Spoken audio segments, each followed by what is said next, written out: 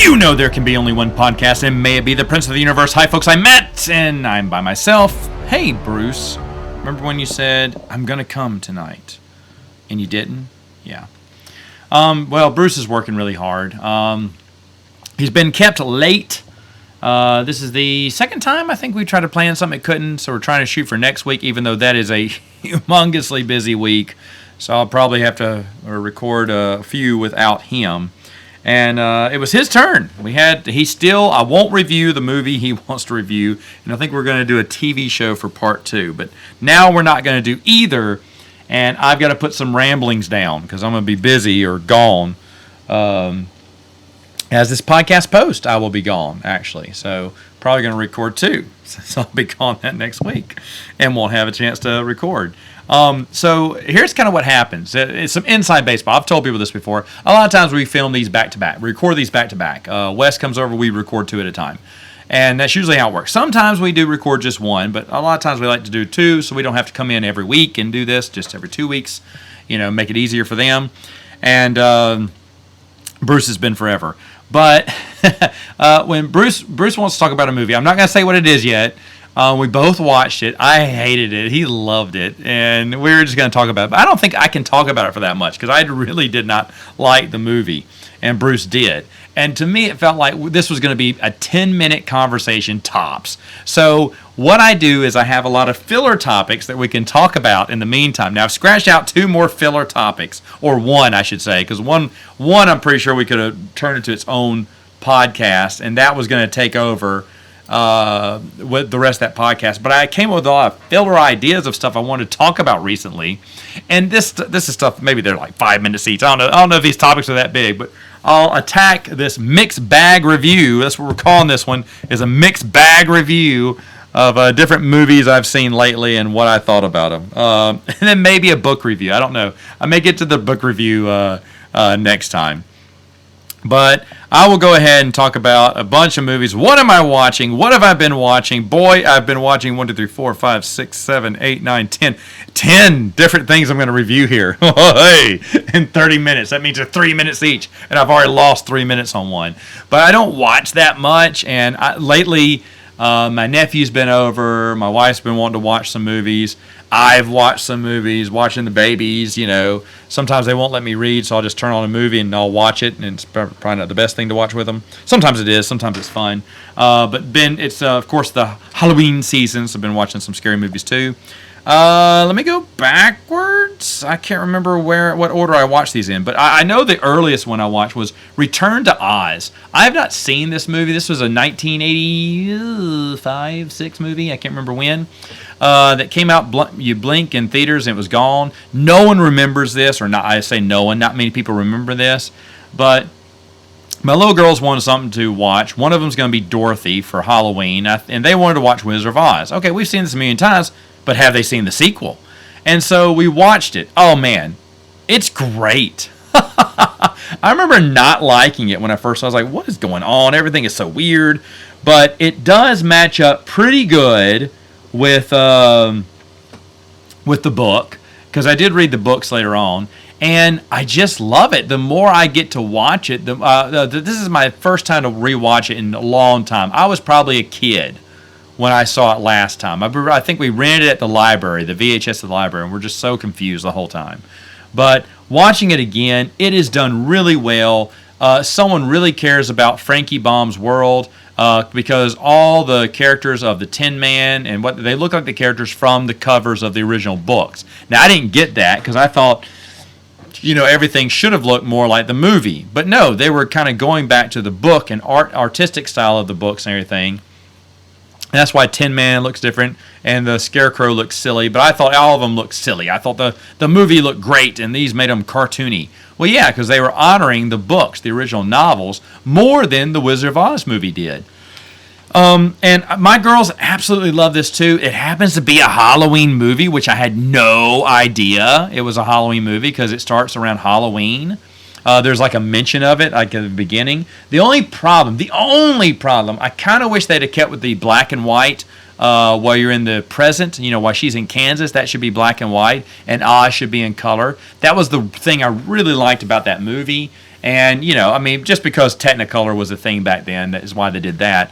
But I really did enjoy Return to Oz. I think it's just a smart movie. It's a lot of fun. It's so odd, but all that stuff, if I remember right, that was very true to the story of Frankie Baum put forth. And I'll mention a few things. I don't know where you can, I don't know if this is streaming on Disney Plus or whatnot. I found it on my little streaming service, and the girls can watch it whenever they want now. But it's got TikTok, which is kind of weird because now those are TikTok videos. But TikTok is the army of Oz. He's just a wind-up man, but you have to wind up his brains, his movement, and his speech. And every once in a while, one of those is wearing down, like his brain wears down, and now he's just jibber-jabbering around. Or another time, his movement winds down, and all he can do is think. Or his talk winds down, and he can't signal anyone. He can't talk anymore. His action winds down. He's got his talking and thinking. So you got to keep all three of them wound up all the time. I like that. That's silly and whimsical and fun.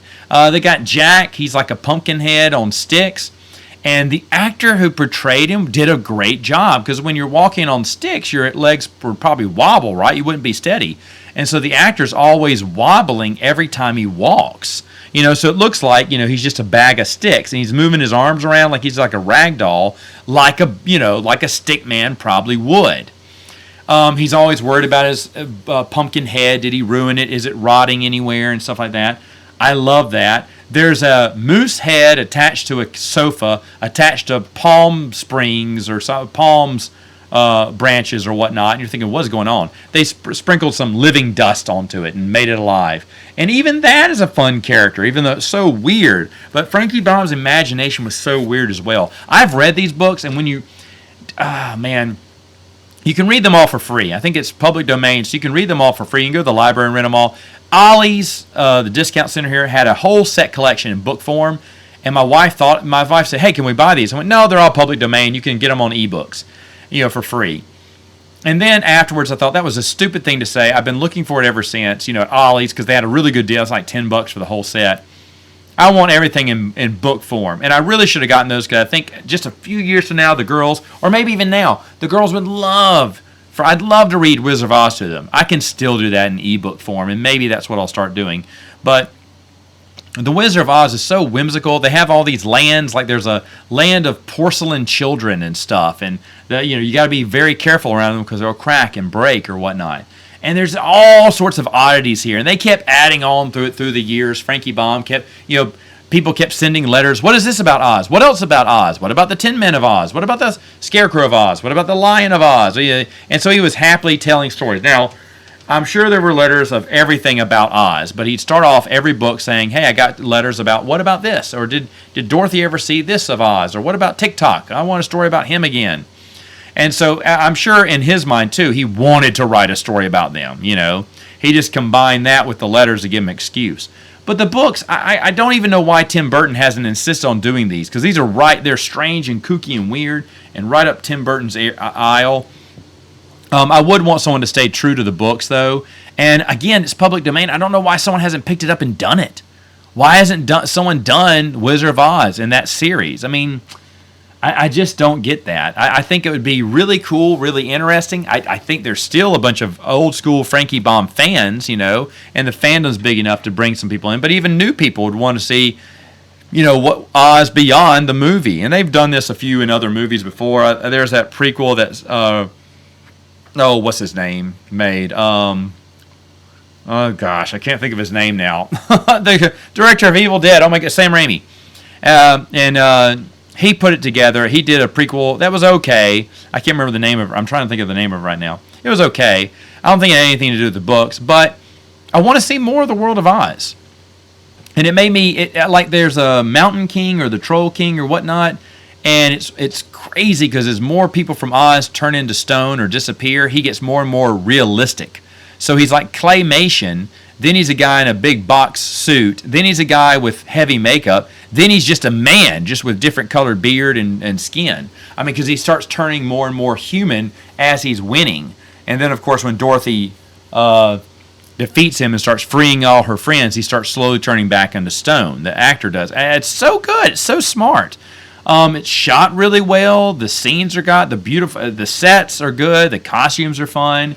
honestly, watching this one, and Benjamin had come in, I remember, because we were going to do a Saturday Morning Sandwich Flinch podcast right before. He came in at the end. He knew exactly what it was. He used to watch it all the time as a kid, and I said, dude, you need to watch this again. It's brilliant. At first, I did not like it, but now I loved it. Of course, it's a big deal with my girls now, and now that I'm talking about it, I should probably just start downloading the ebooks and read it to them. But I'd like something with pictures too. And I don't know if those little children's books came with that many pictures, but if they did, that'd be great, because the girls are into reading. We read like little short stories to them all the time, little books from their library, but they have to have pictures on every page, right? So I don't know if they're ready for a paperless, or pictureless book yet. But they do like, I also tell story time with them. I tell the story of two little princesses. Yeah. And there's lessons to be learned about sharing toys, about fighting, because they don't share. They're ugly to one another. That's the newest one, that they're ugly to one another. And then there's one about them not going to sleep. There's always lessons. I mean, they know who the two little princesses are, and they're not stupid, but they also know the lessons too. You need to share your toys. You need to stop fighting. Being ugly to one another. And the other one is, you need to go to bed. Maybe the next one is, you need to shut up when daddy's trying to eat or do something or read a book. I don't know how to do that one. I'm the king in the stories, obviously. But maybe I can tell them stories of Oz. I don't know if that would bore them or whatnot, because at this age, just a few more years, and they'll be able to read stories. My dad read stories to us all the time as kids, and it was the best thing about bedtime. He'd read a chapter, and then we'd beg him for another chapter. Sometimes he'd read another chapter, sometimes he wouldn't.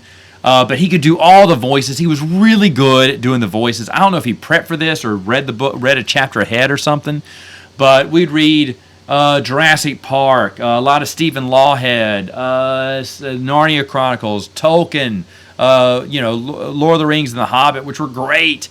And anything Dad thought that, yeah, this would be good, let's do this. And he'd bring it out and have us read it. In fact, a lot of those books I'm trying to reread today. Like there's something called the Magic Bicycle series, and I got that and read it. It's really corny, but it just reminds me of my childhood so much that I had to reread it. And there's another one too that he got that I was going to track down, but geez, the frag, I think there are like 6 books in that series. I was like, nope, not today. I don't need to read every book from my childhood, but I am getting close to where I'm finishing up all the books on my shelf. When I finish my Star Wars reread, ladies and gentlemen, there is one remaining book, I think, on my shelf. There may not be. I don't know.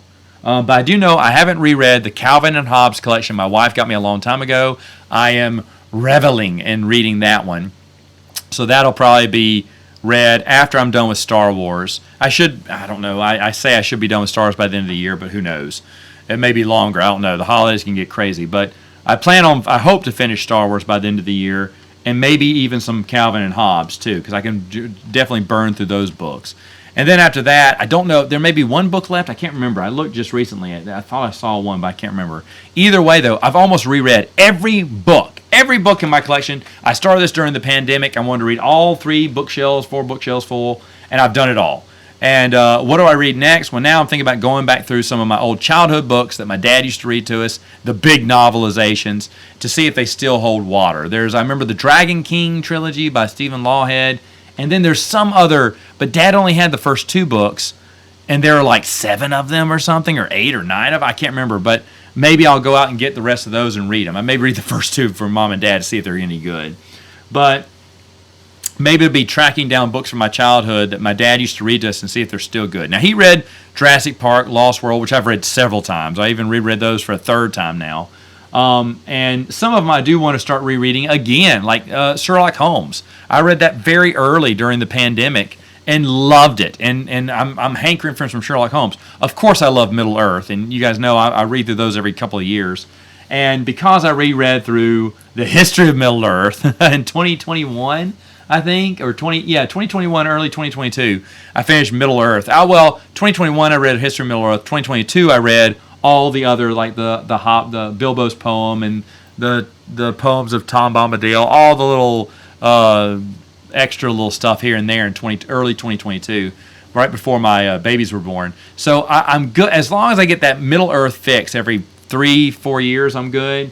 So I mean, I could always journey through Middle Earth anytime. I could go back through Middle Earth. I love those books. but I do want to spread apart and read. Now you're saying, well, Matt, what about brand new books, brand new series? Yeah, I mean, I kind of do want to do that, but I want to make sure the series is finished. And it's hard because I don't know. I know there's other books out there that are really good, and I should give them a shot. And I don't know. Maybe I will. But I think the next option is to run down and just get all those reread some more books from my childhood. The Lawhead trilogy, the Dragon King trilogy, definitely, and maybe that other, I can't remember what it's called now, that 5, 7, 8 series. I read the Black Cauldron series a long time ago. That was pretty good. And I read Neverending Story, the actual book, so maybe read a few other things like that. I don't know what on my reading list of 2024 will be, but now that I've kind of changed this for book reading, let me just go ahead and just jump into the book review. This will be a book review. It's a mixed bag book review, the double book review. One big giant book review is what it is. Princess of Dune. I love the Dune series, and Kevin J. Anderson and Brian Herbert, Frank Herbert's son, write these other books. Princess of Dune was supposed to come out at the same time the movie was supposed to come out. Obviously, the movie got delayed, but the book could not. And they're just, I know they're upset that they wanted it to come out simultaneously with the movie, so people go, "Ooh, I need to read a Dune book." And see, the Princess of Dune was out. This takes place 2 years before the events of Dune. It focuses on Princess Irulan. I can't remember how you say her name now. And her sister, Wisika. I didn't write these down. I should have written these names down. Chani is in it, or Chani. I can't remember how to pronounce her name. Don't care either. But she's in it too. This is kind of how she had a brother, and this is, of course, how her brother died. I knew immediately when we saw the brother, I knew it was going to happen. It's going to be the tale of her brother's death. She's just 14 in this series, so she'll be 16 with Paul 2 years from now. Of course, there's what's his name? Zinha, I think is his name, and he's a commander general in the army. He asked for the Princess Irulan's hand in marriage, and of course the Emperor's so mad, and so he sets out to embarrass this guy, sets him up to fail, but kills off like a big portion of his fleet to do it, to embarrass him. And when Zinha finds out, he forms he betrays the noble who's a general, because the nobles are basically just foppus idiots who run the empire. They're just the Emperor gives them favors by giving them positions in his army, but they don't know a thing about how to run an army. So when this noble is about to get a lot of people killed, Zinha turns on him, and when the noble attacks him, Zinha kills the man. So that's like mutiny, right? Well, then the rest of the officers cheer, and they decide to mutiny with him, and make him their leader. And a bunch of people are leaving the army and joining Zinha because they hate these stupid nobles and they hate the Emperor because he's just wasting his men, and not the Shah Dakar. They still they're still loyal to the Emperor, but all the rest of the army have, not all of them, but a lot of them have turned against him, and now they formed this big armada, and now they're a threat. And he sends Zinha sends a bunch of assassins, several assassins at one time to go after the Emperor. Scares the Emperor so bad, he goes to the planet Dune, where he visits the Harkonnens. The Harkonnens are mentioned a little bit in this. There's a little bit of them. You see a little bit of everyone.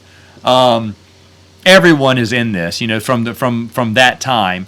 And it's so good. Every time they make a Dune book, I think, am I going to enjoy this? But anyway, let me get to the rest of the story. Anyway, he goes to Dune. There's a little adventure there. And then, of course, meanwhile, Wisika, I really wish I would have written down these names now, but Wisika, the daughter. I love that it explored the daughters more. You got to know about basically all of the 5 daughters he had. You got to explore all of them more, which was really good because the book is called Princess of Dune, so I already automatically knew what it was going to be about. But I love that we get to know more about his daughters. They get more characters. They get fleshed out a little bit more. Not that some of them haven't been fleshed out in other books, but it's nice to see something based on them. And Shani, this is girl power here, but in a good way, because it kind of gives us more. It doesn't advance the story. It just kind of opens up more of the story, and I never get tired of it. But anyway, and stay on the point, Matt. A navigator dies at the beginning. They bury it, but what they do is they lay it on the sands of Dune right before a spice explosion. And they thought that would kill the body and kind of just give it back to the planet Dune, but instead some Telexu grabbed it real quick, which I don't remember being at the beginning chapter. I thought it was someone else who saw it, but I guess it was Telexu who grabbed it, and they're going to try to clone a navigator. Well, of course, the guild doesn't want that, and so they make a deal with the Freemen and say, "Hey, look, we're accepting your bribe not to spy on you, or to leave you alone. But if you can find where this Telexu lab is and recover it or destroy them in the body, then you won't have to bribe us for a full year. We'll stay off your land for free." And the Freemen are all for that. In fact, Liet, who is in this, the planetologist, the scientist who's experimenting in Dune, it's about him. There's a good storyline with him where his loyalties lie on both sides. Is he part of the Freemen or is he part of the Emperor? And he feels more Freeman than Emperor. But Princess Rulin knows this and says, you know what? When Liet asks for a favor, his kids get they get caught and arrested in a raid where the Emperor's going to execute them. And so he pleads for his kids' lives. The princess decides, yes, this is a good time to show mercy, but it's also a good time to show Liet, that he should be faithful and remain faithful to the Emperor. And so, and he gets in, and it makes the Emperor look good to graciously forgive them. So it achieves the goal, but his children are pissed. And so he diverts that anger and says, look, we found the Telexu lab, go kill the Telexu and you're good. Well, of course, Chani and her brother, I can't remember his name because I didn't write it down, go in there, and they're easily slaughtering the Telexu, but one shoots like these needles that just prick his skin, and he doesn't know what it is. They don't really hurt that much, but then they start exploding and then digging harder into his skin and exploding more, and it's basically just blowing away his chest. It is, these are some violent books. There's some violent scenes in this book, and I absolutely love it. I love Kevin J. Anderson. I love Brian Herbert. I love that they explore this world more. By the way, how does Zinhan die? Zinhan dies, first off, he surrounds the planet, Corona. When he realizes that the Emperor is gone, he basically captures the planet, but Wesica is not, she doesn't want to say her name is Winsica now. It doesn't matter. But she is, you think she doesn't have a plan, but she does. She's very confident. She invites Zinha for a banquet, and you're like, what? Why? But the whole thing is, she has studied the military, hidden secrets, and she knows things that no one else knows, because she read up on her history. There was a uprising, an insurrection a long time ago in the army, and then whoever the Emperor was made every Highliner, the spaceships, he put a secret code in there that would explode each one of the ships. So if anyone tried to turn against him, he could explode them. Well, those codes were still around today, and Wesica knows them, and so she uses the codes to start blowing up the ships and brings Zinha to his knees, but she decides she's going to marry him and cause peace. This is a power play for her because she wants to, she, as third daughter, it says that her right is to marry a military guy, and she's trying to, and she sees him as Zinha is he's looked up by the troops, so she sees power in him. He could become a great military leader one day, and she's attracted to that power because she wants to have her own power too. And so they have a mutual agreement to be wed, or she makes the proposal to him. He says, let me think about it. But obviously he's going to take it because that's the best deal he can get. And he's connected now. He's part of the Emperor's crew. And now she's like, I'm going to marry him, and maybe the hardest job will be convincing Daddy, that's going to be her hardest battle, is convincing her dad that what she did was right. But she's doing it for her own power play. Now, I like that, but when Princess Rulin comes, she went, good idea, but I'm going to be the one he marries. And, of course, her sister is so pissed at her. But Rulin, when she makes the offer, of course, Zinha, that's what he originally wanted, was her hand in marriage. And that's how he got embarrassed in the first place with the Emperor. So he thinks everything's going to be good, but it ends up when they get to the wedding, Rulin poisons him and then slaughters the rest of his crew who are down there for the wedding thinking everything's okay now because she brought Shadukar there and they've never been defeated. So they just wipe the floor clean with them, and basically just bring all the traitors to their knees as the Emperor comes and thanks them for his daughters for such a great job and executes every single one of the traitors, much to the girls' horror. But Princess Rulin shows how, you can really be ruthless. Like, I'm not going to marry you. You're still beneath me. You're nothing. And I thought that cold streak in her was really good. Again, we don't get to see that much of his daughters, so I really like that.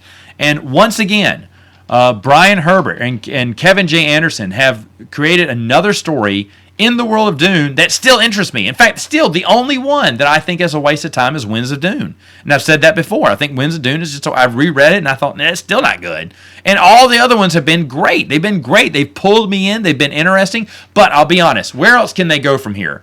Because I thought really they were done with tales close around or before Dune. I said, please, after the House trilogy, I thought, well, they won't do any more. Well, then they did the Caladan trilogy last year, which was really good and leads up to the events of Dune, which was great. Well, this one is placed 2 years before Dune, which is fine. The House trilogy was 10 years before Dune. So I don't mind all of these. I don't mind them all. But instead of placing them before Dune, I'll tell you an era that I would love to see them go into.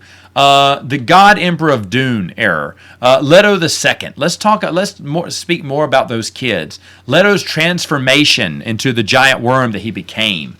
I want to hear stories from that era now. Yeah, it's not that popular era, but it's one that we don't know much about. Now you're like, well, Matt, that was 1,000 years of peace. True, or however many thousands of years of peace as Leto lived.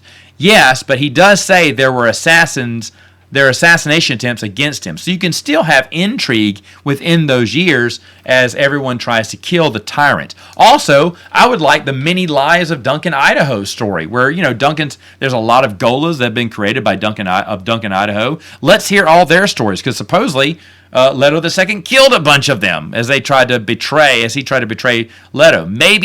Maybe you get to a story where this Duncan realizes there's several of him, and they've all tried to kill Leto II, and so now he's going to try, but it turns out to be a failed attempt.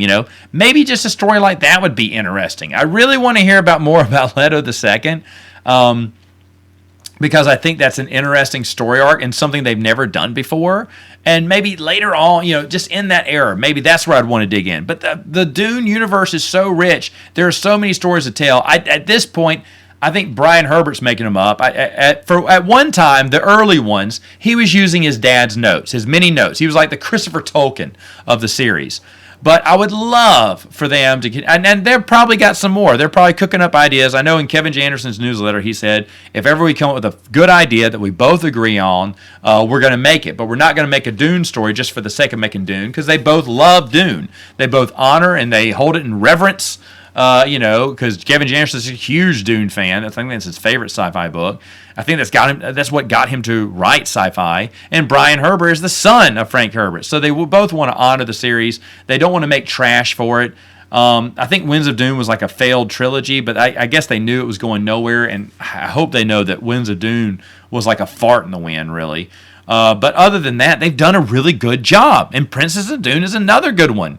And it's one of, I love reading the Star Wars Expanded Universe, but Dune probably has the second biggest expanded universe at this point, and it's excellent. It's excellent. I love Firefly too. I talked about the Firefly books as well, and I'm trying to think of something else that has such a big one. Walking Dead has some novels, which were good.